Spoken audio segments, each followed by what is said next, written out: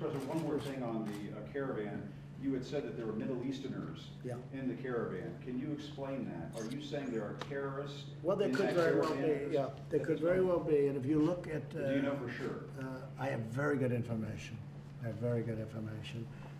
And if you look at what's happened with Honduras and statements made about Honduras, and even a phone call that our Vice President had today, which I think you can maybe reveal. Do you want to mention that, Mike? Is that okay? Probably. Certainly. Go ahead, please. No, at the President's direction, I spoke to President Hernandez of Honduras. He told me that the caravan that's now making its way through Mexico, headed for the southern border, was organized by leftist organizations and financed by Venezuela. As we've said... And the Democrats, maybe? And the Democrats? Well, where's the proof?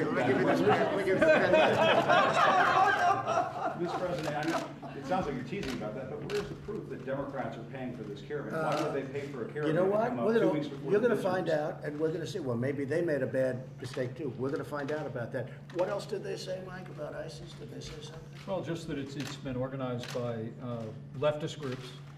They've made their way north. Once they crossed into Guatemala, now crossed into Mexico. There's some estimates north of 7,000 migrants, so the group is growing.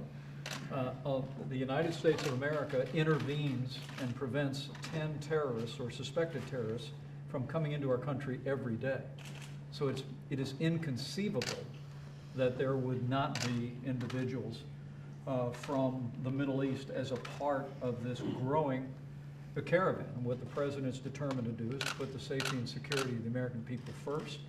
And I know the President will be addressing this in the coming days about ways we need to close the loopholes that human traffickers and other dangerous individuals used to entice vulnerable families to make the long and dangerous trek north. Mr. Vice President, are you saying that you have evidence that there are terrorists in the caravan right now? What I can say to you is, you're saying statistically there's been a number over the years and so on. That's not the same as saying there are terrorists in the caravan. There are a lot of Middle Easterners who live in the United States, Americans of Middle Eastern descent, who find that kind of rhetoric. I'll take it. Let me just say this. Let me just say this. Isn't that true, Mr. President? Let me just tell you this. I spoke with Border Patrol this morning, and I spoke to them last evening, and I spoke to them the day before. I speak to them all the time. And they say, and you know this as well as anybody, over the course of the year, over the course of a number of years, they've intercepted many people from the Middle East. They've intercepted ISIS. They've intercepted all sorts of people. They've intercepted good ones and bad ones. They've intercepted wonderful people from the Middle East, and they've intercepted bad ones. They've intercepted wonderful people from South America and from other parts further south. They've intercepted a lot of different people, but among the people they've intercepted very recently are people from the Middle East, okay?